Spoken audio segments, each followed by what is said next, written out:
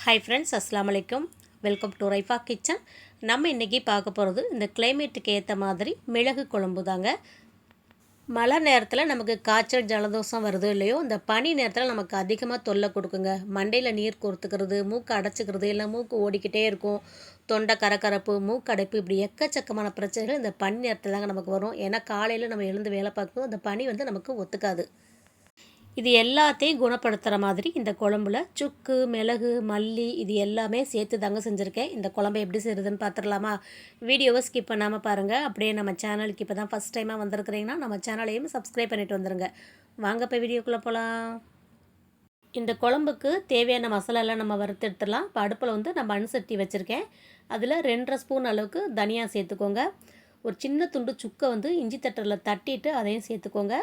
மிளகு ஒரு 2 ஸ்பூன் சேர்த்துக்கோங்க. மெயினானது இந்த குழம்புக்கு மிளகு தான். இது கூட ஒரு 1.5 டீஸ்பூன் அளவுக்கு அரிசி, நான் சாப்பாடு அரிசி தான் சேர்த்துருக்கேன். அதே அளவுக்கு 1.5 ஸ்பூன் அளவுக்கு கடலைப்பருப்பு சேர்த்துக்கோங்க. 1/2 ஸ்பூன் அளவுக்கு ஜீரகம் சேர்த்துக்கோங்க. கடாய் நல்லா சூடாயிடுச்சு. கொஞ்சம் அடுப்பு சிம்மில் வச்சுட்டு நம்ம கலந்து விட்டுக்கிறலாம். இது கூடவே ஒரு பிஞ்ச் அளவுக்கு வெந்தயம் சேர்த்துக்கோங்க. இந்த குழம்புக்கு நீங்கள் வத்தல் வச்சு அரைக்கிறதா இருந்தால் இந்த நேரத்திலே சேர்த்துட்டு நீங்கள் வறுத்து எடுத்துக்கோங்க. நான் மிளகாய் தூள் தான் சேர்க்க போகிறேன். இப்போ இந்த அரிசி, பருப்பு, இந்த மிளகு எல்லாமே நல்லா பொரிஞ்சு வரணுங்க. கட்டி பெருங்காயம் சேர்க்குறதா இந்த நேரத்தில் சேர்த்துக்கோங்க. நான் தூள் பெருங்காயம் தான் சேர்த்துக்க போகிறேன். இப்போ இது எல்லாம் நல்லா வறுபட்டுருச்சு பாருங்கள், நல்ல புகையாக வருது. இப்போ நம்ம ஸ்டவ் ஆஃப் பண்ணிடலாம். ஏன்னா மண் சட்டியில் நல்லா சூடு இருக்கும். இப்போ தூள் பெருங்காயத்தை இது கூட நம்ம சேர்த்துருவோம். இந்த சூட்டுலேயே அந்த தூள் பெருங்காயமும் நல்லா பொரிஞ்சு வந்துடும். இதை சேர்த்துட்டு நல்லா கலந்து விட்டுட்டு ஸ்டவ்வை ஆஃப் பண்ணி வச்சுருங்க. இது ஆறுனதுக்கப்புறம் நம்ம மிக்சியில் சேர்த்து அரைச்சிக்கிறலாம். மண் சட்டி சூடாக இருக்கிறதுனால அப்படியே விட்டோம்னா கருகி போயிடும். அதனால் நம்ம இதை ஒரு தட்டில் எடுத்து நல்லா ஆற விட்டுறலாம். ஆறுனதுக்கப்புறம் உங்களுக்கு அரைக்கும் போது காமிக்கிறேன். இப்போது நல்லா ஆறிடுச்சு பாருங்கள். இதை மிக்சியில் சேர்த்துட்டு தண்ணி ஊற்றாமல் நல்லா பவுட்ரு பண்ணிட்டு வந்துடலாம்.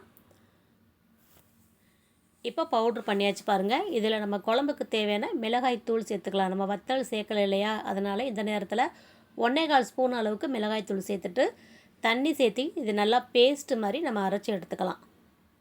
இதை அரைச்சி எடுத்துகிட்டு வந்துடுறேன். இப்போ அரைச்சாச்சு. குழம்புக்கு தேவையான பொருள் எல்லாமே ரெடியாக இருக்குது. நம்ம குழம்பு தாளித்து விட்டுடலாம். இப்போது அதே மண் சட்டி அடுப்பில் வச்சுட்டு நல்லெண்ணெய் சேர்த்துக்கோங்க. இந்த குழம்புக்கு கட்டாயம் நல்லெண்ணெய் சேர்த்துக்கோங்க, அப்போ தான் நல்லாயிருக்கும். தாளிக்கிறதுக்கு ஒரு பிஞ்ச் அளவுக்கு வெந்தயம், 1/2 ஸ்பூன் கடுகு, 1/2 ஸ்பூன் மிளகு, இது கூட கருவேப்பிலை சேர்த்துருக்கேன். 100 கிராம் அளவுக்கு பூண்டு உரித்து வச்சுருக்கேன். 100 கிராம் அளவுக்கு சின்ன வெங்காயம் உரித்து வச்சுருக்கேன். இதெல்லாம் சேர்த்துட்டு நல்லா வதக்கி விட்டுருங்க. இந்த வெங்காயமும் பூண்டும் நல்லா எண்ணெயிலே வதங்கி வரணும். நல்லா எண்ணெயிலே வேக விட்டுறலாம் நம்ம. இப்போது இன்னும் ஒரு 1/2 ஸ்பூன் அளவுக்கு பெருங்காயம் சேர்த்துட்டு நல்லா இந்த பூண்டும் சின்ன வெங்காயம் வதக்கி விட்டுறலாம். இந்த குழம்புக்கு தக்காளி தேவையில்லை, பெரிய வெங்காயம்லாம் தேவையில்லை. சாம்பார் வெங்காயம் கொஞ்சமாக சேர்த்தாலே போதும். குழம்பு நல்லா திக்காக டேஸ்ட்டாக வந்துடும். இது கூட இப்போ நம்ம அரைச்சி வச்சுருக்கிற மசாலாவை சேர்த்துடலாம். சேர்த்துட்டு நல்லா கலந்து விட்டுக்கோங்க. இந்த குழம்புக்கு பார்த்திங்கன்னா நான் ஒரு 50 கிராம் அளவுக்கு புளி கரைச்சி வச்சுருக்கேன். அந்த புளி கரைசலையும் இது கூட சேர்த்துடலாம். நம்ம மண் சட்டியில் வச்சுருக்கோம். இந்த பூண்டு வெங்காயம்லாம் நல்லா வெந்து குழம்பு நல்லா சுண்டி வரும்போது நல்லா வற்றி வரும். அதனால் இன்னும் கொஞ்சம் தாராளமாக நம்ம தண்ணி சேர்த்துக்கலாம். மண் சட்டியில் தண்ணி அதிகமாக வச்சாலும் நமக்கு நல்லா வற்றி வந்துடும். இப்போ குழம்புக்கு தேவையான உப்பு சேர்த்துருக்கேன். நம்ம பத்தலைன்னா லாஸ்ட்டாக கூட சேர்த்துக்கலாம். அதனால் பார்த்துட்டு சேர்த்துக்கோங்க. இப்போ தண்ணி சேர்த்துட்டு நல்லா கலந்து விட்டுட்டு அடுப்பை நல்லா ஹை ஃப்ளேமில் வச்சுட்டு நல்லா கொதிக்க விட்டுருங்க.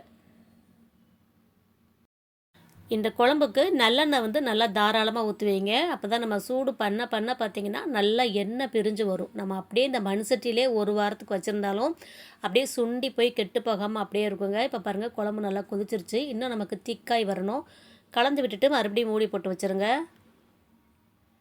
இந்த பனி நேரத்தில் பார்த்திங்கன்னா நைட்டு படுக்கும்போது நல்லா தான் படுக்கிறோம். காலையில் எந்திரிக்கும் போது பார்த்திங்கன்னா ஒரே கண்ணில் நீர் வடிகிறது, தலை பாரமாக இருக்கிறது, தொண்டையெல்லாம் ஒரே கரகரப்பு, தொண்டை எரிச்சல்.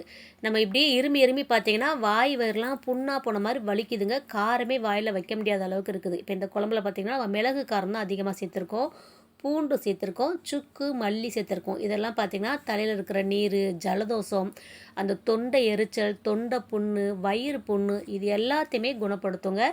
நம்ம நல்லெண்ணெய் சேர்த்துருக்கோம், பூண்டு, சின்ன வெங்காயம் சேர்த்துருக்கோம். இதில் சேர்த்துருக்க பொருள் எல்லாமே பார்த்திங்கன்னா உடம்புக்கு நன்மை தரக்கூடிய பொருட்கள் தான். இப்போது குழம்பு நல்லா கொதித்து எண்ணெய் பிரிஞ்சு வந்துருச்சு பாருங்கள். இப்போ லாஸ்ட்டாக வந்து இதில் ஒரு துண்டு வெல்லம் சேர்த்துக்க போகிறேன். வெல்லம் இல்லைன்னா நாட்டு சர்க்கரை ஏதாவது சேர்த்துக்கோங்க. சேர்த்துட்டு நல்லா கலந்து விட்டுட்டு ஒரு 5 நிமிஷம் சிம்மிலே வச்சுட்டு ஸ்டவ் ஆஃப் பண்ணிட்டிங்கன்னா அவ்வளோதான், நமக்கு சூப்பரான மிளகு குழம்பு ரெடி ஆகிடுச்சுங்க.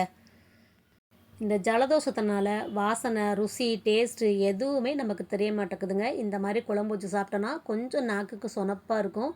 வயிற்றுக்கு நிறச்சி நம்ம சாப்பிட்ற மாதிரி இருக்குங்க. சூடான சாப்பாட்டில் நல்லெண்ணெய் ஊற்றிட்டு இந்த குழம்ப 2 ஸ்பூன் போட்டிங்கன்னா போதும், ஒரு தட்டு சோறு சாப்பிட்றலாங்க. நீங்கள் இட்லி, தோசைக்கு கூட தொட்டு சாப்பிட்றதுக்கு ரொம்ப அருமையாக இருக்கும். நம்ம மிளகு காரம் தான் வச்சுருக்கோம். மிளகாயோட காரம் கம்மியாக வச்சுருக்கோம். அந்த மிளகையுமே நம்ம வறுத்துட்டு சேர்த்துருக்கனால எரிப்பு இருக்காது.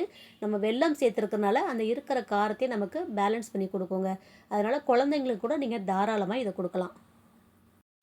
இது போல் வெந்தய குழம்பு, பூண்டு குழம்பு, வத்த குழம்பு, காரக்குழம்பு இது எல்லாமே நம்ம சேனலில் இருக்குங்க. சேனல் நமக்கு கீழே ப்ளேலிஸ்ட்டில் புளிக்குழம்பு, காரக்குழம்பும் நான் கொடுத்துருக்கேன். தேவைப்படுறவங்க ப்ளேலிஸ்ட் செக் பண்ணி பாருங்கள். இந்த கிளைமேட்டில் வரக்கூடிய தலைபாரம், ஜலதோஷம், தொண்டை எரிச்சல், வறட்டு இருமல் இது எல்லாத்தையும் குணப்படுத்துகிற மாதிரி அருமையான மிளகு குழம்பு எப்படி செய்கிறதுன்னு பார்த்துட்டோங்க. அது மட்டும் இல்லை, தாய்ப்பால் கொடுக்குற தாய்மார்கள் கூட இந்த குழம்பு எடுத்துக்கிறலாம். நம்ம பூண்டு சேர்த்துருக்கறனால தாய்ப்பாலும் சுரக்குங்க. இந்த மிளகு குழம்பு கண்டிப்பாக உங்களுக்கு பிடிச்சிருக்குன்னு நினைக்கிறேன். பிடிச்சிருந்தா நீங்களும் இதே மாதிரி செஞ்சு பாருங்கள். செஞ்சு பார்த்துட்டு எப்படி இருக்குன்னு சொல்லுங்கள். வீடியோ பிடிச்சிருந்துச்சுன்னா லைக் பண்ணிவிட்டு நிறையா ஷேர் பண்ணிவிடுங்க. நீங்கள் லைக் பண்ணி கமெண்ட் பண்ணுற மாதிரியே இப்போ கமெண்ட் பாக்ஸில் ஹைப்புன்னு ஒரு ஆப்ஷன் கொடுத்துருக்காங்க. வீடியோ பிடிச்சிச்சுன்னா வீடியோக்கான ஹைப்பே மறக்காமல் கொடுத்துருங்க. சேனலை சப்ஸ்கிரைப் பண்ணாமல் பார்த்துட்டு இருந்தீங்கன்னா அப்படியே சப்ஸ்கிரைப் பண்ணிவிடுங்க. இன்ஷா அல்லாஹ் இன்னொரு வீடியோவில் பார்க்கலாம். Bye friends. அஸ்ஸலாமு அலைக்கும்.